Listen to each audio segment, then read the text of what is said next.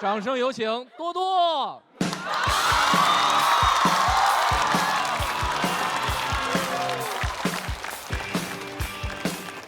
大家好，我叫多多，非常开心见到大家。然后做个简单自我介绍，我叫多多，现在是在上海读研究生3年级。开学第一天我就感觉人与人之间的差距蛮大的。我同学问我哪里人，我说我是四川的。他说四川好呀，四川好。哎，我以后可以把我上海的房子卖了，去四川养老。人聊天怎么能这么恶心呢？他不说，我都不知道他在上海有房子。我也很难回答。我说：“哎呦，上海好啊，上海好。哎，我以后可以把我四川老家的房子卖了，去上海等死。”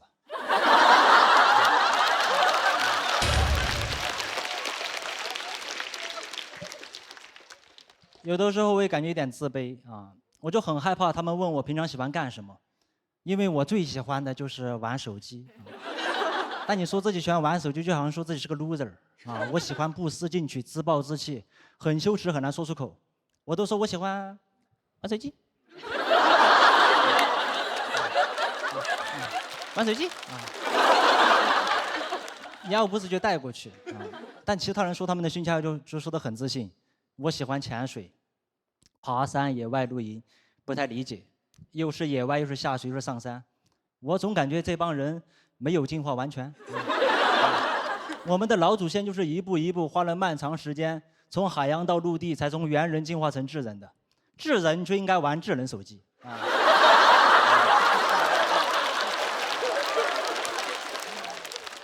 你让老祖先怎么想？老祖先一看，我去，怎么还在爬山呀？咱们有手机应该好好玩啊！咱老祖先当年没这个条件，你给他一个手机玩，他不知道玩得有多开心。每天窝在洞穴里刷 B 站，直接从猿人进化成2次元人。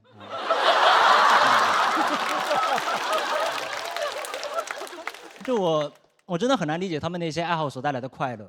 爬山我觉得累，潜水我觉得贵啊。而且这些人出去玩就出去玩，经常发文配朋友圈说什么勇敢的人先享受世界。我缺的是勇敢吗？我这个人最不缺的就是勇敢。我妈跟我说，你再玩手机眼睛就瞎了。我还玩，我也可以做到很勇敢啊！我也可以去潜水，让专业教练带着我1个小时700块钱，结束之后跟他说：“哎，我没钱。”你所以不是勇敢的人先享受世界啊，是有钱的人先享受世界。没有钱我都不能买我喜欢的手机。你别说享受世界了，我只能享受花呗12期免息。我都不理解，光有勇敢没有钱是怎么享受世界的？你是不是走到银行门口说：“哎，要不然我今天勇敢一把？”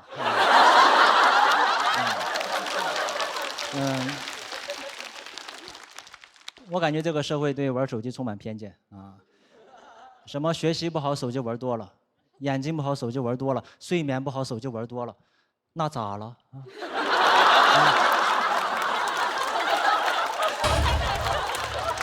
这不是应该的吗？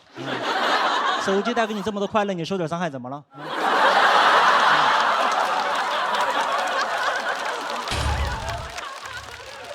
你快乐都是有成本的啊！你像潜水，万一潜着一回头氧气瓶丢了，那不完了吗？啊，还得再买一个。就我觉得兴趣爱好是没有什么高低贵贱之分的，但玩手机就好像这个鄙视链的最底端啊，玩安卓手机更底端。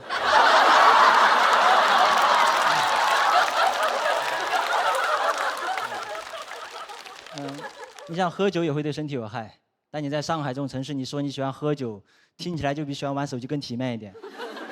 我有个朋友特别喜欢标榜自己爱喝酒，我问他喝啤的还是白的，他说 low，从来不喝，他都喝高级的葡萄酒，因为喝多了不会头痛。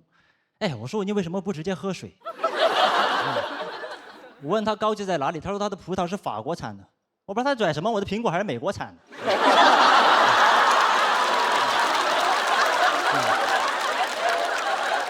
哎呀，很多人喜欢喝酒，无非就是喜欢那种被酒精麻痹自己，慢慢忘记烦恼的感觉。玩手机也可以麻痹自己。我手机玩了6年都玩烂了。现在边充电边玩手机，手机的漏电。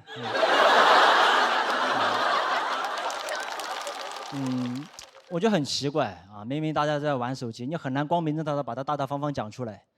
没有人在自己工作简历、兴趣爱好内栏说喜欢玩手机的，都说喜欢看电影、听音乐、拍 vlog， 那不就是玩手机吗？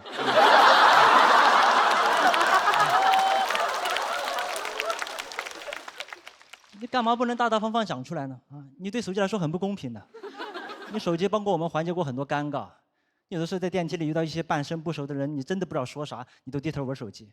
没有人说哇好尴尬呀，我要攀岩啊。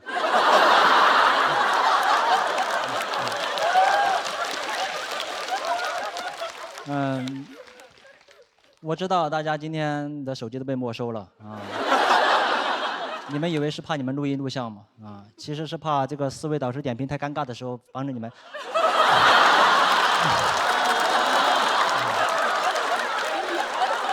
偷偷玩手机，偷偷玩手机。前段时间我有个朋友约我早上8点钟去市中心攀岩，我根本不懂攀岩，我只在上学的时候翻过墙。他说攀岩不一样，攀岩有不同的线路、不同的难度。我说爬上去之后干嘛呢？他说跳下来。我说跳下来，然后呢？他说再爬上去。我说跳下来之后不应该去上网吗？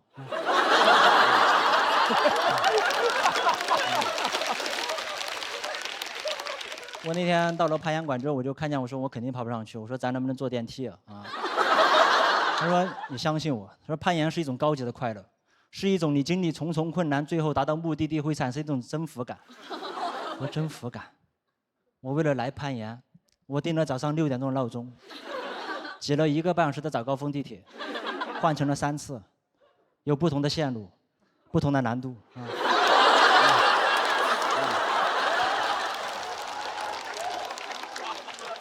我征服谁了啊？我征服了。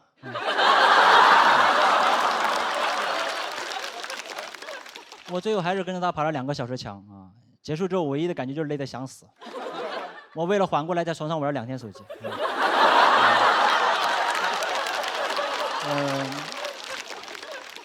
我今天已经讲了5、6分钟了啊！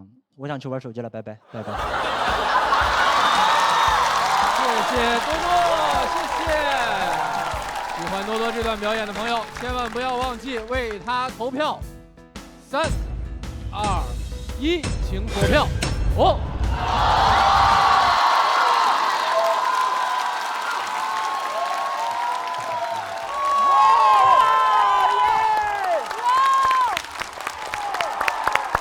这个就是直接赢了，应该，因为前2个都没有。也就是说，我们重新触发了金牌挑战，多多的票数至少达到了200票，恭喜！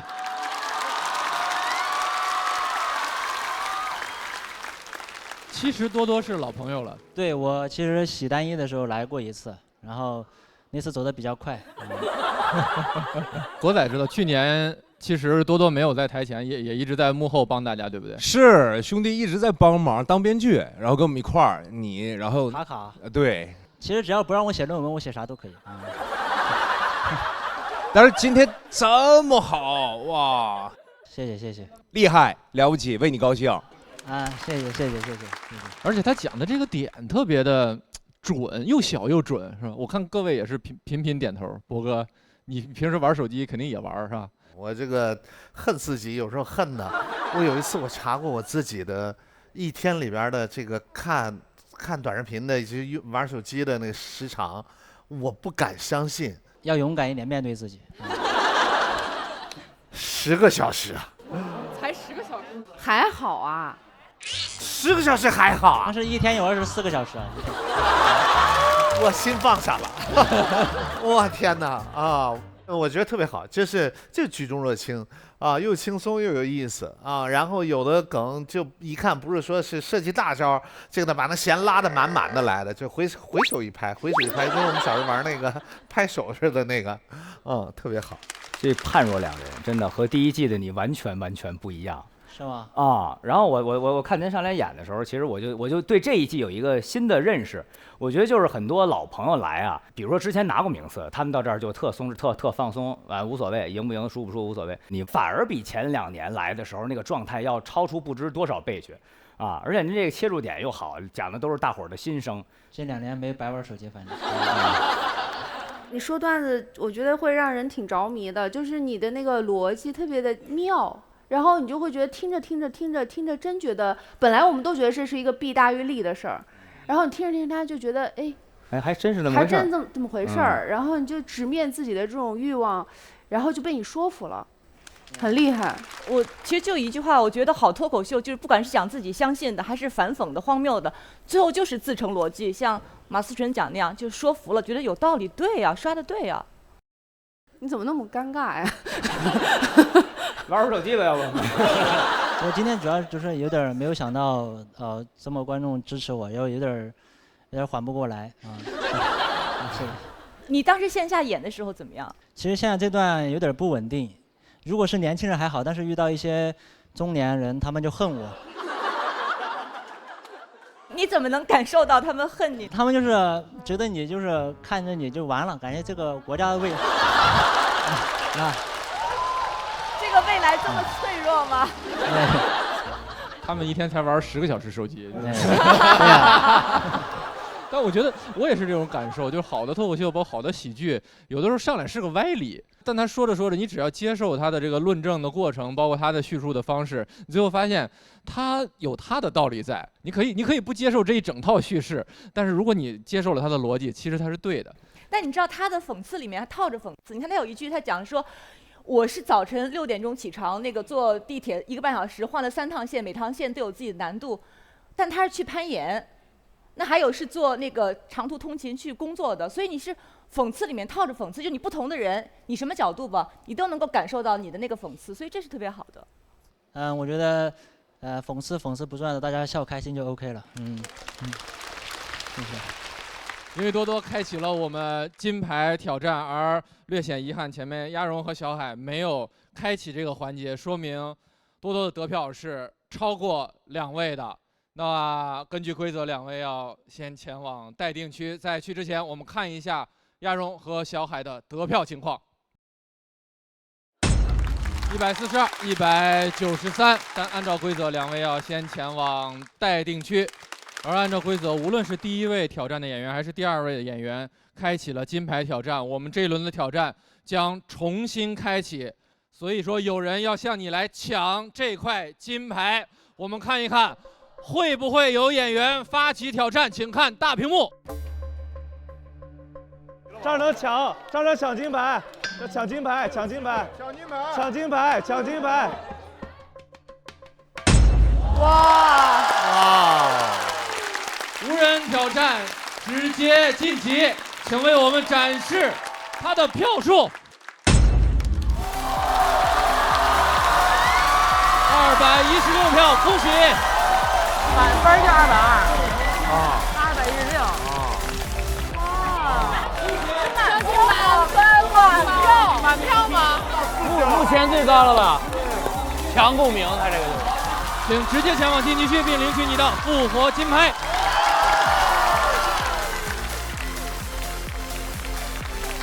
孩子2个人吓着了，没想到那么多。智能手机的胜利。多多生活中就是有一种那种都行吧，平时生活中就有点丧丧的，然后你叫他出来干啥，他说行没问题。他很容易上当，真的就是走在路上会被人骗200万的那种。走在路上就能被骗200万啊！我觉得他有点像那个像阿衰的那种感觉。早上好，起床了。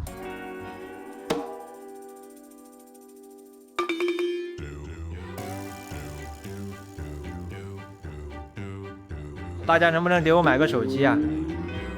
首先，它电池健康只有60%几，它现在显示的电量是25%，但它很有可能下1秒钟就关机。镜头也是坏的，如果你在充电完的时候，你的手指放在这里，会有一种酥麻的感觉，它就会有点漏电。现在它播放音乐的话，也是那种自带磨砂感。它还接不了电话，它就是别人给我打电话，它只响一声就突然就挂了，它会让别人觉得我这个人很不礼貌。他虽然气息弱弱的，但是你就是会被他深深的吸引。其实我第1句对他就印象很深刻。我最想做的事情就是讲脱口秀。他知道我每天为了讲那种开放麦，来回地铁4个小时，1分钱挣不到，只为了上台当几分钟小丑。共情了。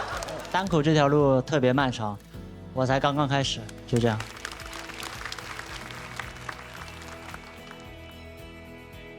缘分，我觉得我跟单口喜剧真是缘分。我也是一时冲动，我就想着来试一试。试的时候，也没有想过这种东西能不能做出来。双向奔赴吧，我感觉他对我也蛮好的。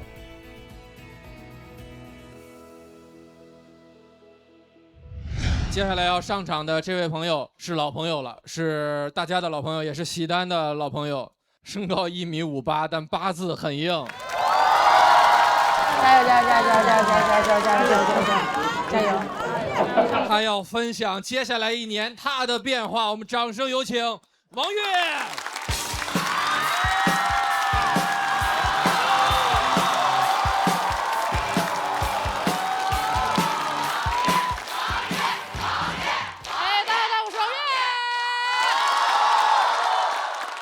欢迎大家！哎，瘦了点没？瘦了点没？哎，真的是瘦了一点，瘦了一点啊！关注我的朋友应该知道，我前段时间呢去做了个小手术，割了半个甲状腺，人呢也瘦了差不多20-30斤的样子了啊。也不是说这半个甲状腺有20-30斤的意思啊。其实我自己感觉这个病还好，因为我从确诊到康复一共就2个月左右的时间，身上也没有因为这个病很痛啊什么的，但是。这个事情啊，他传到我家族群里面已经乱套了，你知道吧？就那个营销号，他给我乱剪到我家族群里面，已经说我得了前列腺癌了。我现在农村里面那些老家的亲戚口口相传说我得了直男癌，但其实一开始我自己都不知道那个甲状腺长在哪里，我就问医生，我说甲状腺长在哪里啊？他说在你脖子里面。我说我脖子长在哪里啊？他说在你第2个下巴后面啊。我真的，我以前就是从来不会注意到甲状腺的问题嘛。我想检查出来呢，是因为我想减肥，因为去年这2年比赛比得还可以哈，有点混进娱乐圈了，你知道吗？当了个小明星嘛，现在哎呀，我就发现这个娱乐圈里面好多明星，他们都打减肥针。我觉得我是个小明星，我可以小打一下。那我一去检查，医生就说你这个打不了，你甲状腺有问题。我当时急得把他拉到旁边，我说什么问题不问题的，不要给我这个那个的哈，我诚心要打的。我多加点钱可以打吧？那个医生说你真打不了，你这个是甲状腺癌。我说癌。我当时直接在那个病房里面开始唱《巴比龙》，你知道吗？医生说你不要紧张，这就是一个情绪病，好多人都要得的。你做个手术，一刀割了就没了，你回去排队嘛，大半年左右应该就有床位了。我说大半年，我要是死了怎么办呢？他说目前根据这个医学应该是死不了哈，你要是死了的话，那医学应该有重大发现。其实我做手术最担心的是伤到我的声带，因为我们的那个喉返神经就贴着甲状腺长的，稍微做手术不注意就可能滑到。做手术当天我半裸着被推进那个手术室，其实我还是蛮紧张的，一直躺在那个床上抖。那个医生一看我很紧张，他就很想安抚我，他就开始围着我看。他说：“哎，王悦的嘛。”哎呀，你是讲脱口秀那个王悦的吗？妈呀，你好好笑啊！我看了你好多 cut， 你放心，我今天绝对好好的给你 cut。我当时躺在那儿想，我说幸好老子好笑。你说要是换个不好笑的演员，那不是跟节目一样就快剪喽？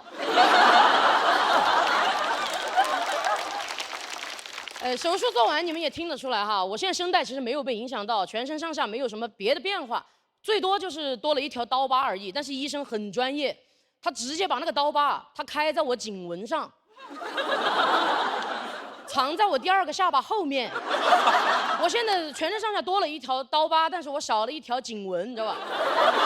但是其实我做完手术过后休养了2个月左右，这2个月我想通了好多事情。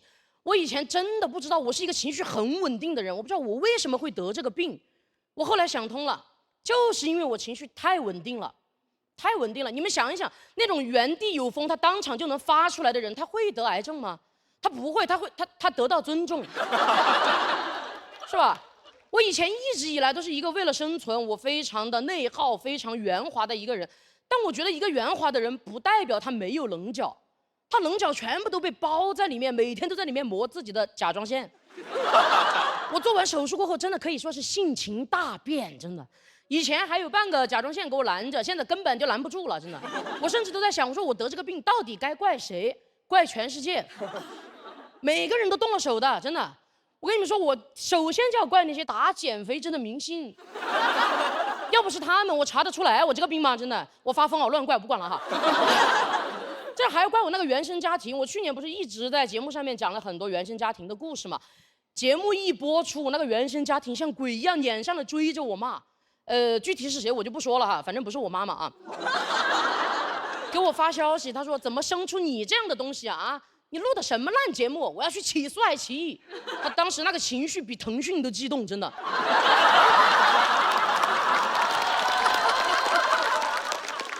我那天一落地，我心情很复杂，我还要把眼泪擦干了，补个全妆，嬉皮笑脸的。我着急去见周星驰，你知道吧？我们节目就是这样的，每年都会去拜访一下孤寡老人哈。就是、第二天我就在朋友圈里面发了一张跟周星驰的合影，我原生家庭那边直接撤回一个律师函。转发我的朋友圈到他的朋友圈，文案配的是好东西啊，好东西。我就在想说，爱奇艺你没有周星驰，你早就完了，你都被讹上了。以后谁要是再说周星驰对这个节目一点帮助都没有啊，我就起诉谁哈！真的，我真的骂完家庭骂工作，那个工作更是给我重拳出击，真的。我到现在还有几场演出的钱没给我要回来。跟我说签了合同的，发过来我一看，2版，1版没盖章，1版没签字，双管齐下，真的让我在拿不到钱这个事情上，妈呀，居然做了2手准备。我当时发给律师看，律师不是号哈，我当时发给律师看，律师说妈呀，完全不合法呀这个合同。我真的在想，我说我能有今天，全靠工作、家庭这些人背刺我，真的，谢谢你们，谢谢你们啊。以前我觉得我自己给所有人面子，所有人给了我什么东西啊？给我一颗瘤子。但我觉得那个手术很神奇，就是一刀开下去，我感觉我所有的棱角全部都翻出来了，我都开始共情吴京了，朋友们。我知道他经历了什么事情才会对着镜头说出那一句“我死过，你死过吗？”哎呀，我现在真的是啥也不在乎了，谁来都不好使了，你知道吧？随便，什么东西都随便，还比赛呢，这个得冠军，那个得冠军，老子得癌症了啊！朋友们，我建议你们每一个人啊，不是建议你们每个人都去得甲状腺癌的意思啊，你们可以先假装得癌，真的太爽了，全世界都会为你们让路的，真的。我楼上有个邻居，天天大清早装修，直接在那个物业群里面艾特他，我说我得癌症了。我本来想着就是亲戚找我借钱，我直接给他回，我说不好意思啊，我得癌症了。我想着早点做手术，跟那个护士商量，我说能不能快点给我安排床位，我得癌症了。他说这一走廊都得癌症了啊。我去剪头发，那个托尼非要让我办卡，我说我得癌症了。他呜的一声把老子头发给老子推了。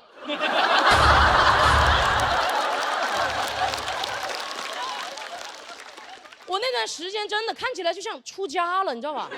但那2个月根本就没办法出家门，所以我就在家里面写出了我的第2个个人专场——短发。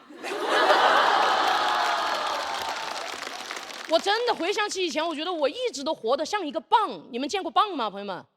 就是那种很难想开的那个蚌，什么脏东西、烂东西全部都藏在自己身体里面。但是我感觉我没有蚌。因为蚌可以把这些东西把它磨成一颗珍珠，但我磨出来了一颗肿瘤。我觉得我们所有人都不要做蚌，我们都去做花甲，就是什么脏东西烂东西来了你就往外吐，脏东西一来你就呸，你就给我吐，你知道吧？当花甲多好啊，当花甲至少能活到60嘛。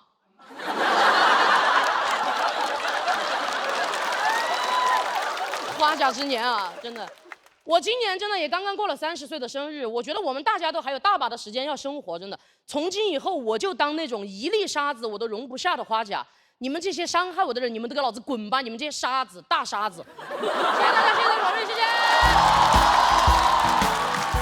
谢王悦，谢谢王悦。喜欢王悦今天表演的朋友，千万不要忘记为他投票。3、2、1，请锁票。谢谢王悦，谢谢庞博。哎，哎呀，就弄的，我就觉得你今年的变化其实比去年到前年还要大，因为变美了吗？你这么，变美了。你想听实话还是高情商呢？高情商，高情商。高情商就是变美了。哎呀，实话也是，行了吧？不是，但是我实话实说，咱们讲脱口秀，我觉得你今年的第一篇没有去年的第一篇那么猛。对。但我觉得你比去年放松很多，跟你的表达的内核很像。我觉得他跟大宅都特别一样，就特别潇洒，特别自如。所以我其实看完王悦表演，我就特别感谢王悦和大宅还愿意回到我们这个舞台上，就是把你这些个精彩的表演展现给大伙儿看。我电影首映的时候，王悦来看了。哦，是吗？对，然后其他的人都是那个看完电影之后就分享的东西，就是关于电影啊什么的。王悦直接即兴来了一段脱口秀，非常精彩，然后把在座所有的人都给弄笑了，太厉害了。就您这个电影这么值得吐槽吗？他不是在，我是夸赞，他是夸的，夸的同时还好笑，是不是更难？那确实是。对啊，就所以我当时很谢谢你。我看之前的节目的时候，别人问你说你上一次哭是什么时候，你当时就一下就落泪了。我就发现你其实不是一个天生乐观的人。嗯。吓死我了！屡试不爽，以为。嗯。其实我一直以来都是那种要照顾所有人的情绪的人，但是今年确实做完手术过后，我突然觉得这个世界没那么重要了，就是对你老是给大家那个印象，然后你自己装着装着，你自己也信了。对，对吧？对，因为我觉得我以前可能也是那样的人，但是你现在就是学会，我觉得你现在是真的不内耗了，是不是？不内耗，不内耗。对。好，就身体健康比什么都重要，比什么天生乐观都重要。肯定的，对。希望你们也是啊，真的。把你们的棱角都给我翻出来啊，真的。我觉得刚才他的演出就行云流水，又放松又自信，然后这个状态就特别好。我觉得可能也像你说的，把很多东西放出去了，把那脏东西吐出去了，这个有关系。我觉得这点就特别好，就是什么东西往里边装。我们青岛，你刚才说叫什么花甲？花甲。对，我们青岛叫嘎啦。对，因为我们吃嘎啦的时候吧，也得放到盆里边弄点海水让它吐，把那沙子吐出去了以后，那嘎啦才好吃，要不然硌牙。谢谢博哥，那个有什么角色需要串一下的，记得联系我啊。哎，好嘞。谢谢。我是特别能感到王悦的变化，因为我是在去年喜单结束之后，我在那个漫谈当时采访了王悦跟嘻哈，他当时跟现在不是特别一样。你知道最大的不同就是你的笑声。王悦的笑非常有感染力，是，但他以前是会每讲一句话之前先爆发一阵笑声，对于环境来说是一种，它是一种好像提气氛、鼓劲儿，好像某种暗示。但你现在就是在一个，是当我真的我可以笑，可以不笑，有选择了，对，那是个非常大的一个改变。还有他刚刚讲到你的那个专长短发，我特别感动，因为上次他就讲到他剪短发是因为搬到跟爸爸一起生活，没人帮他梳头发了。小孩本能的生存能力说，没有人帮我梳头发了，剪成短发，它是个象征，其实就跟笑与不笑是个象征一样。所以我特别高兴看到王悦这种慢慢的渐入佳境的改变。谢谢鲁豫姐，谢谢鲁豫姐。因为我去年确实就是在创作第2个专场之前，先去参加了鲁豫姐的那个播客，然后我感觉好像就是那一场做了一场心灵疗愈，我们聊了差不多5个多小时的时间。然后回溯了之前所有的事儿，然后从那天聊完过后，然后我才决定就是说，那我的专场就写关于头发的东西。对，到时候邀请大家来看哈。王悦是获得了气氛组的4票，那我们要开启这一轮的挑战环节，会不会有演员选择挑战王悦呢？请看大屏幕。我们掌声欢迎来自高校喜剧的鱼仔。我叫鱼仔，我是一名富二代。曾经因为我们家有一个工厂专门做那个摩托车的最风光的时候，朋友们，整个大街上你们能看到的摩托车跟我们家都有关系。现在那个什么张雪的机车就叫鱼仔机车。03年老家禁摩了。最大的原因是因为有一个飞车抢劫，有听过吗？给你们复述一下。一般就是会有个人在前面骑那个摩托车，后面会拉个人呢。然后如果你在路上用手机，直接过来抢你手机，你要是不给他，他就拿把刀这样子。真的，朋友们，以前砍一刀是真能抢到手机的。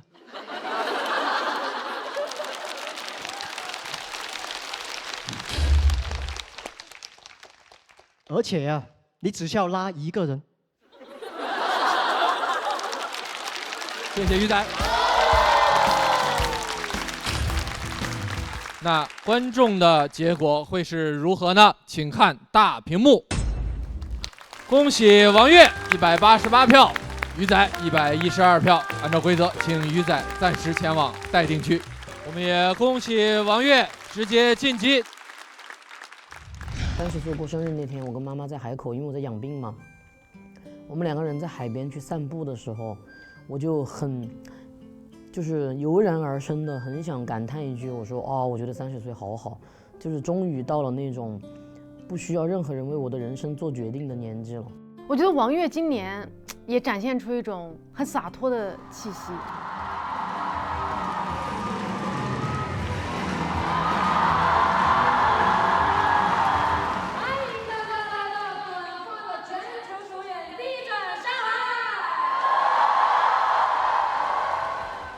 光芒专场的3场曲，我很喜欢这首歌，是不同颜色的光在舞台上，在我身上，在观众席每一个人的耳朵里面。里面有一句歌词是：“别去阻挡这光芒，不必在意谁的眼光，不需要谁的脸讲，燃烧一场。”我觉得也是我30岁的一种逗号。30岁的王悦一定要多爱自己。 好，那我们演出继续，比赛也继续。下一位朋友一定是很多人非常期待的一位演员，因为上一季的表现就让他成为了很多人心中的不二之选。我们欢迎林简庆。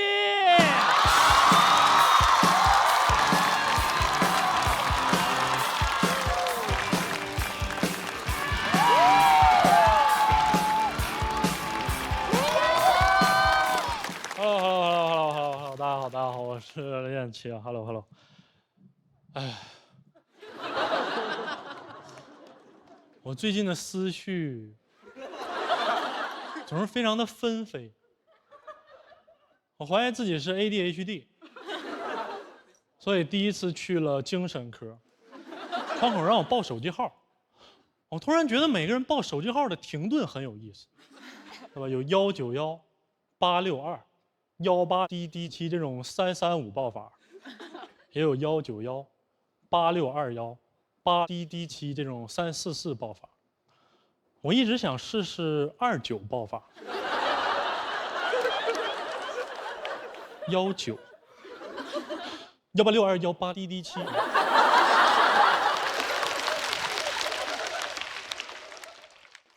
其实还有19、18。62、18滴滴7，我管它叫双色球报法。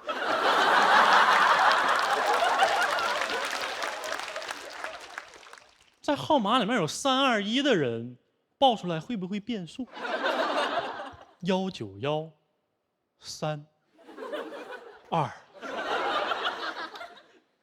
189。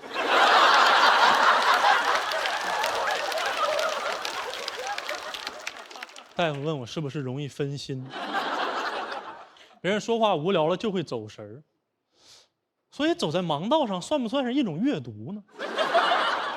因为盲道它是一种语言，长条代表着行，圆点代表着停，所以盲人可以同时读万卷书和行万里路。盲道是大盲文，乐高是小盲道，盲文是凸的。碑文是凹的，所以点了豆的去某多算是一种盲文。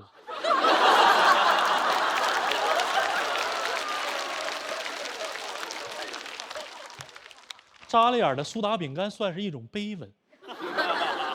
大夫说你应该是 ADHD。你平时还有什么症状吗？我说我从小就会进行一些莫名其妙的联想。小时候我妈送我学架子鼓，我就总觉得我将来的职业是剁饺子馅儿。这就是我理解的 rock and roll。我长大也没好，我第一次看见有人敷黑色面膜的时候，我非常纳闷，就是你从露出的部位来看哈，为什么没有人敷面膜抢银行呢？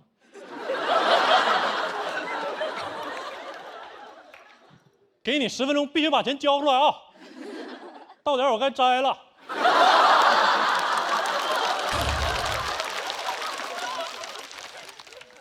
我最近的思绪就更是混乱。我最近觉得孙涛是一只鸟，因为我觉得鸟一辈子它只重复同一种叫声，而一个喜剧演员最大的困惑就是你的梗越火，你越重复，你越像一只鸟。这样提起小品演员孙涛，我们只能想起他的那句“我骄傲”。就算他不想提，我们也会替他提。我骄傲重复了他的一生。当他在春晚上说出来的那一瞬间，他就变成了一只鸟。说到春晚，小彩旗春晚彩排嘛？你又提小彩旗了。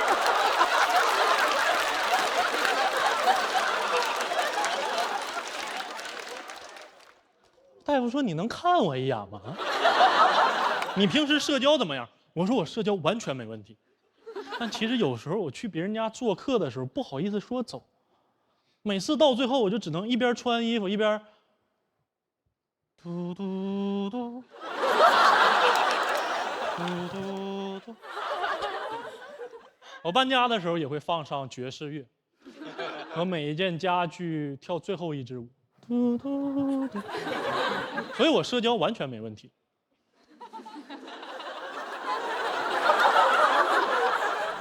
我跟大夫谈话的时候，我的椅子一直在嘎吱嘎吱响，他的也嘎吱嘎吱响，所以这是一个嘎吱窝。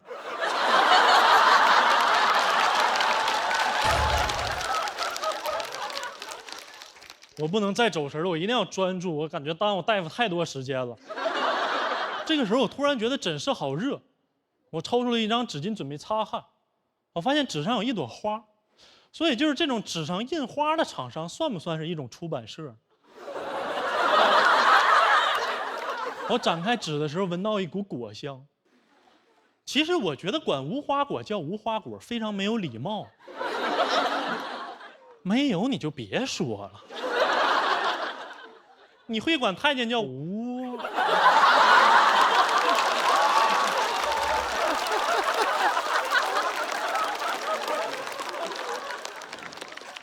而且人类给植物起的名字也太区别对待哦，这是一盆无花果，而这是一盆君子兰。他凭啥是君子啊？你给他浇水，他谢谢你。你一浇，他叶儿一弯，小生有礼了。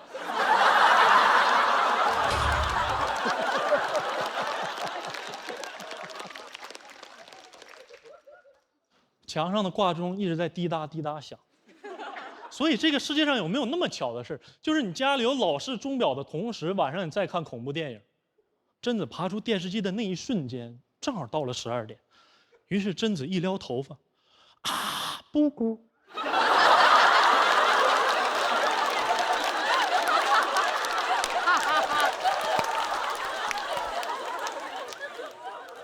无花果有花。只不过它的花长在了果里，我们人类看不见而已。有时候我觉得人类太以自我为中心了。我们emoji表情里面的螃蟹、龙虾都给它们分在了动物栏，但它们却是红的。那是 emoji 吗？那是欧一西。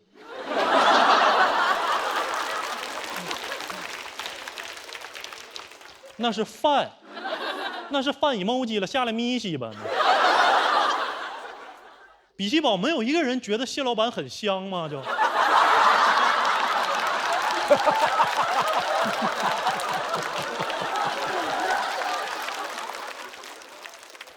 我喜欢猫头鹰的名字，因为它是猫头鹰，它不是鹰尾猫。我喜欢小猫，我支持猫本位。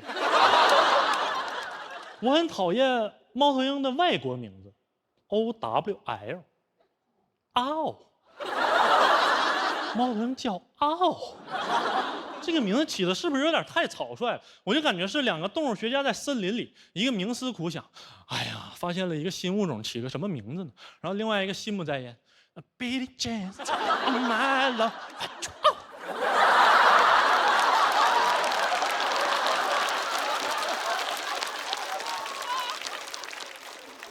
不用那么长吧，嗷就行了。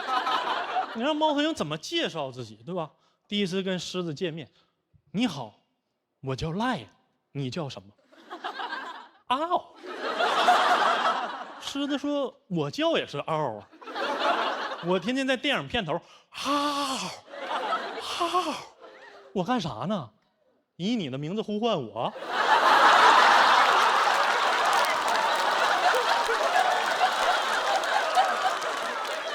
你让山东猫头鹰怎么介绍自己的英文名字？对吧？你让山东猫头鹰怎么介绍自己的英文名字？我骄傲。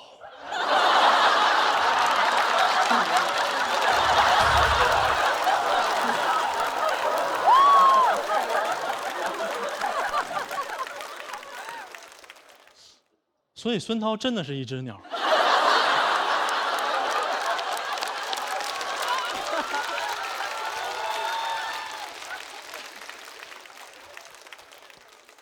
就这样，我被确诊了。嘟嘟嘟，打完了。嘟嘟嘟，嘟嘟嘟，倒计15秒。嘟嘟嘟嘟。谢谢林简琪。喜欢林简琪今天这段表演的朋友，千万不要忘记为他投票。3、2、1，请投票。好。触发了金牌。好。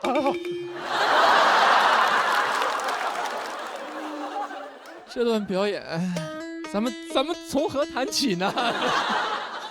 我先确认一下，已经结束了，对吧？对，如梦如幻。先问问马思纯吧，这是你最喜欢的演员，对吧？你好，福顺，我是安徽蹦蹦马思纯。哎，你好。哎，我觉得我没有喜欢错，他就是好笑。就当好笑成为最重要的一件事情的时候，我就觉得这一切都是合理的。你觉得它不合理吗？我觉得超级合理。然后以及我觉得林简琪超有文化。他也有点 ADHD 的，你哪来这么一句？真的不是大家老说他说他什么学历低什么的，但他的思考什么的，我觉得很多元，包括他思考到人把自己放在一个很高的位置，为什么那个龙虾是红色的，就是这些细节让我都会觉得哇，他好厉害，就是我会更加喜欢这个演员。哎，谢谢，但是确实是没有什么文化。超有文化。不错了，别对自己要求这么高。好。你是只是想得多，你就去看这个去看病吗？我就是觉得我有 ADHD 的症状啊，然后最后也确实是确诊了。然后我觉得就是这篇，我发现就是 ADHD 正好能和这个 one liner， 然后意识流做一个结合，我就写了一个这样的。对，就是很活跃的大脑构成了一个特别有意思的东西。然后我特别喜欢你去年的那个，就是我俩在兜里呢。我现在兜里就揣俩，别出来啊！我虽然那一圈的票好像没有特别高，但我觉得是一个特别浪漫的一篇文章。谢谢你。去年是他俩在兜里，现在我感觉我们现在所有人都在他脑子里。本质没变，但是形式上又发生比较大变化。是，其实你在说的一半的时候，我都有点注意力不集中了，因为我觉得孙涛肯定不是白来的，真的。我一直在想，我说他为什么突然提孙涛，然后他又不提了，在哪儿呢？终于到结尾找着了。因为我在想，因为这样的节目啊，它其实不太好记。你这东西榔头稀棒槌的，你是通过什么方式把它们编在一起的呢？那个都在脑子里嘛。你就想一遍就可以。那谁先出来谁后出来，这个是固定的吧？其实随便。那行，那还行。得亏那我小王没先出来这个。对，那俩在那儿就行。哦，别的无所谓。那就是我怕还落几个。特别好，他就是意识流啊，他就是中国脱口秀界的，他选一个吧，伍尔夫或乔伊斯。别，就是纯意识流，因为它完全符合意识流小说所有的要素，就是时空穿梭，然后情绪跳转，有内心独白。它比较轻外部的叙事，但重的是内在的思绪的结构，就是完全都吻合。哎呀，你看这是有文化，真的非常好。因为它其实有2条线索，一个是看病的一个线索，一个是脑子当中想的啊，我觉得太飞了，真好。喜欢。我觉得你跟说的那个猫头鹰的感觉有点差不多，就是站在树上坐，看看又看看。但我仔细想想，这下来以后就在脱口秀里边，我说它属于是哪种？你有点像折耳根，你知道吗？就是这是不是菜？你咬一口吧，这有点怪，你知道吗？嚼不时间长了以后吧，有人接受了，有人接受不了，但是接受了以后，我估计会非常喜欢。我觉得这个是不是就得有这样多元化，是各式各样的，还有一种置换的感觉，非常奇妙啊。老齐，你让我觉得很幸福，我听完之后觉得很幸福，因为我这么些年确实有一个很大的困境，就是枯竭感，那种干枯感，然后难得听完，反正真的幸福了一回，感谢老齐。我也谢谢你，互相激励啊。得嘞，太酷了。我说实话，因为我有一个朋友，也是严重的 ADHD， 他日常生活就是这么说话的。对，我也控制了，我这个就是半控制，就是一天控制，一天不控制，然后写一写。对，但你把这个变成一个表演形式太酷了，而且你最后这个结构真的非常好。谢谢。抚顺人就是厉害。我觉得0.7真的是我没怎么见到过的那种极其松弛的人。前2天我们在赶开放麦嘛，演员在那个开放麦后台都非常紧张，一个等一个等着上台。然后我就看他在那个群里说取消开放麦，我心想他咋了？然后我就出门看他，我说0.7你要去哪？他说嘿看电影。就走了，太松弛了，挺好看。真的太厉害了，0.7。哎呦，别！真的，你证明了一件事，就是 AI 永远没法代替人类。你刚才所有的话，问豆包也好，问谁也好，他们都会死机。你的魔力大于你可以把你的病毒植入别人的大脑。我现在也想问问小彩旗到底彩排没彩排？你真的是一个鬼马天才，真的太爱你了，0.7，真的。我也爱你。我们从写脱口秀的人角度出发，他甚至没有结尾，他甚至没有谢谢大家，他让人回家，他让我们。如果这不是一个比赛，你都不知道这表演结束了没。我有一种，如果你在剧场，你就会突然消失在观众面前的感觉，太奇妙了。ADHD 就是没有逻辑的天马行空的这种思维。你有没有担心他的精神状态？不担心，他这种人非常开心。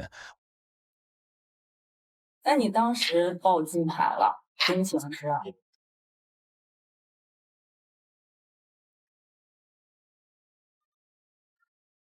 我不知道为啥，感觉一直在走神儿。这是我呀，我测试的，测试我有没有礼貌。什么样的大人？大自然，小学。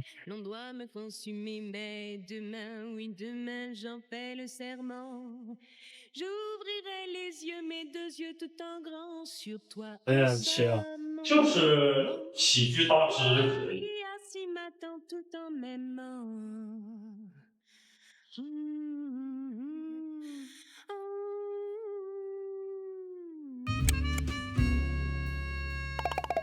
我不知道这段表演会带给我们在备战间的朋友有没有压力或者怎么样，但按照规则还是要开启我们的挑战，而且因为减七达到了200票以上，这是一场金牌挑战。我们看一看备战间的朋友有没有人向0.7发起挑战，请看大屏幕。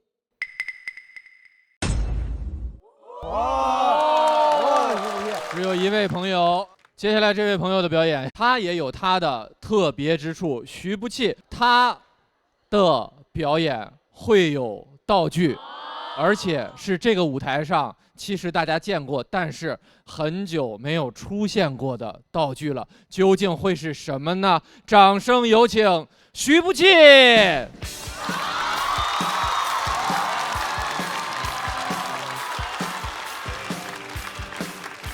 Hello， 大家好，大家好，我是徐不弃。能看出来我和其他脱口秀演员有点区别哈。我没病。然后我的原生家庭确实也比较幸福，但其实挺苦恼的，你们懂吗？因为脱口秀演员其实大多数根据自己的负面情绪啊、烦恼去创作嘛，写不出来。所以很多时候我真的感觉自己是一个挺没有天赋的脱口秀演员。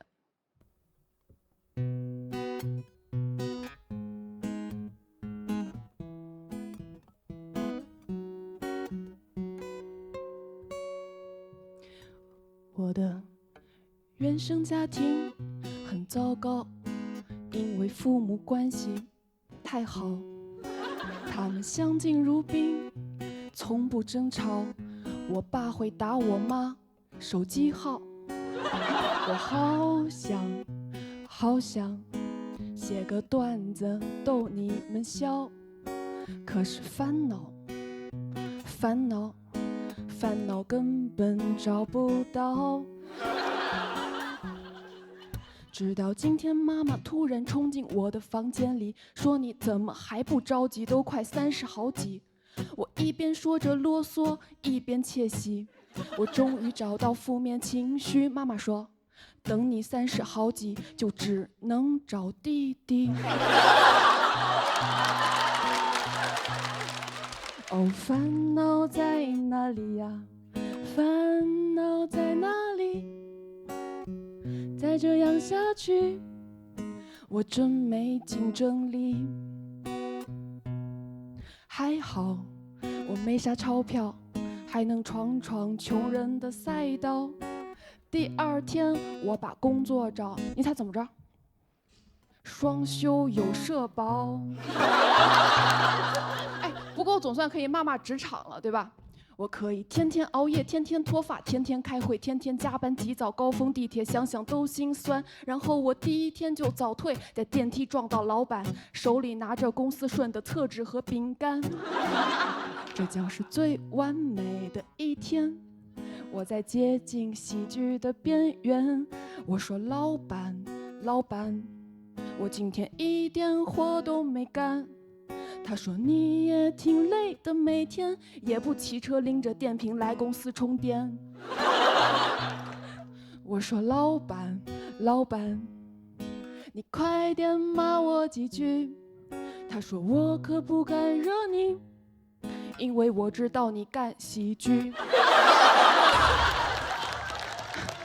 我现在比较庆幸的就是我是女生，因为女孩子总会有一些焦虑或者烦恼的问题。还好我是女生，总能遇到一些问题，比如年龄焦虑、身材焦虑、外貌焦虑。我看着镜子，望着镜子里的自己，挑不出一点毛病。哦，烦恼在哪里呀？烦恼在哪里？再这样下去，我只能和王冕炒 CP。可能现在我只能去谈恋爱，去吃爱情的苦，然后遇上几个渣男，然后分手爆哭，然后骂男人。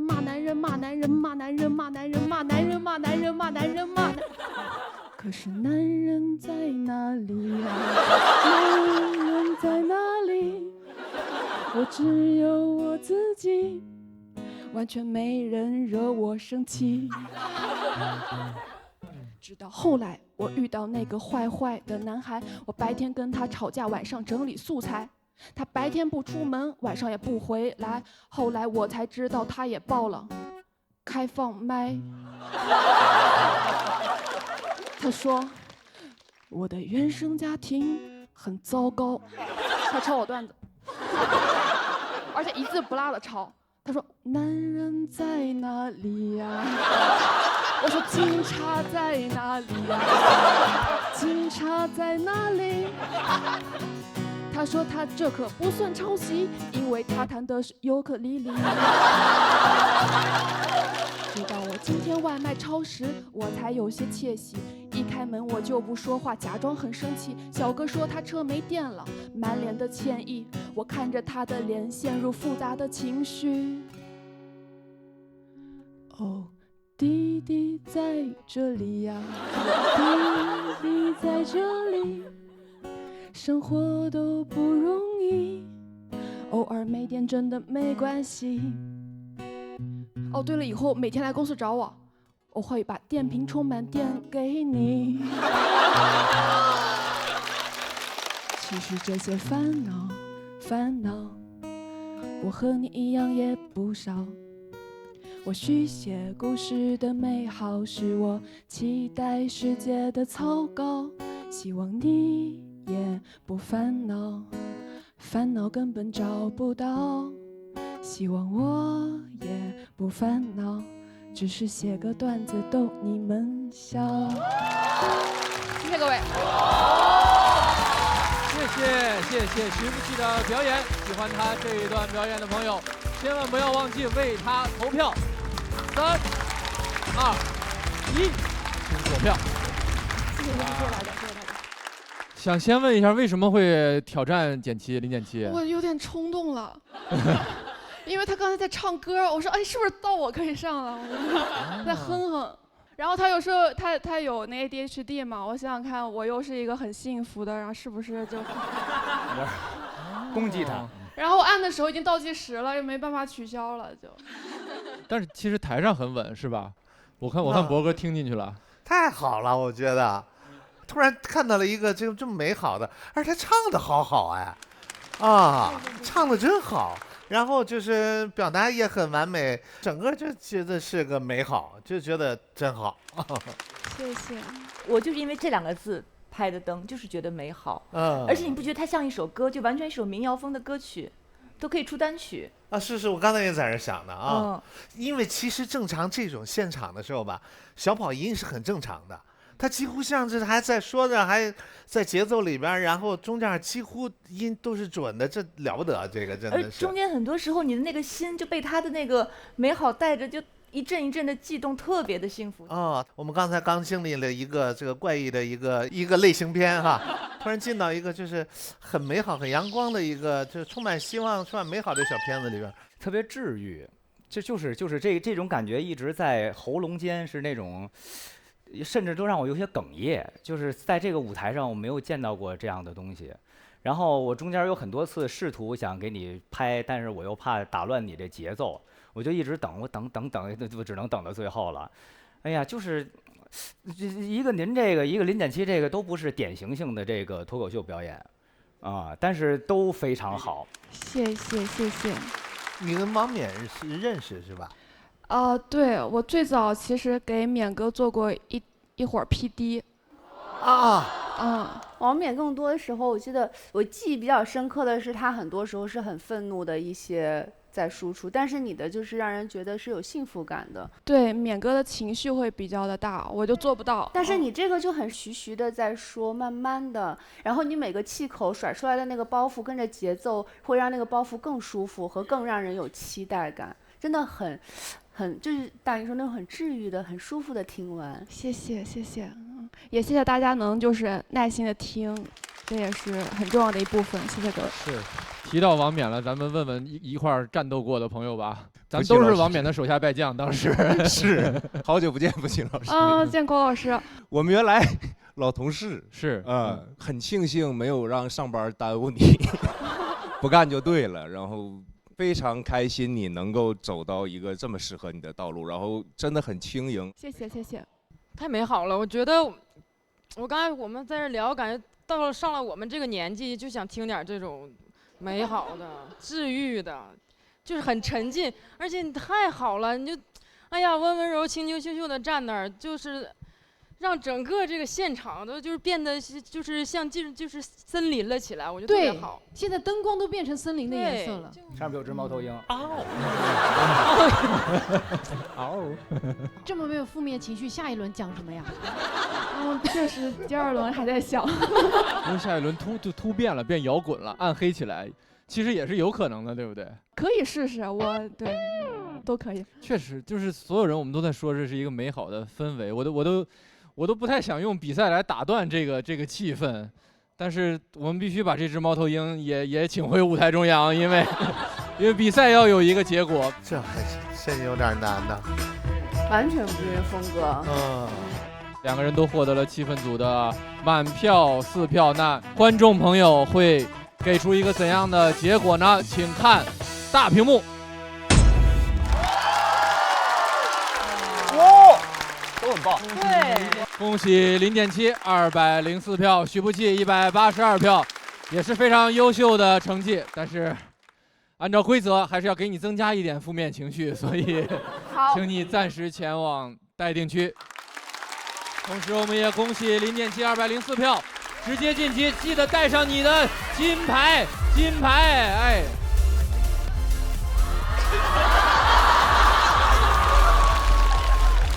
简直太洒脱了！你把金牌送给观众有啥用啊？这是，他下次是直通现场是吗？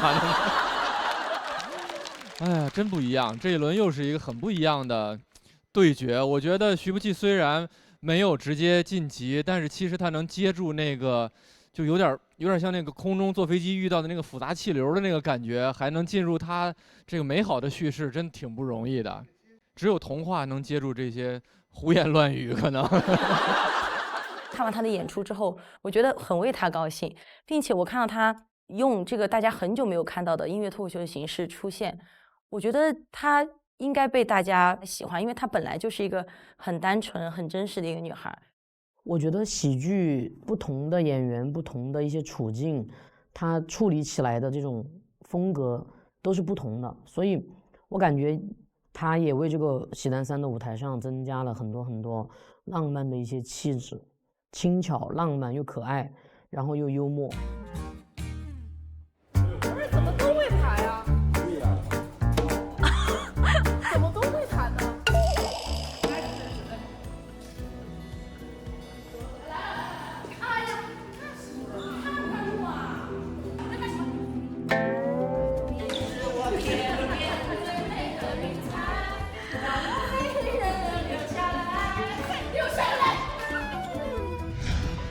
那下一轮也将是一个不太一样的比赛，因为等了很久了，我们要开启这一季第1次魔王挑战了。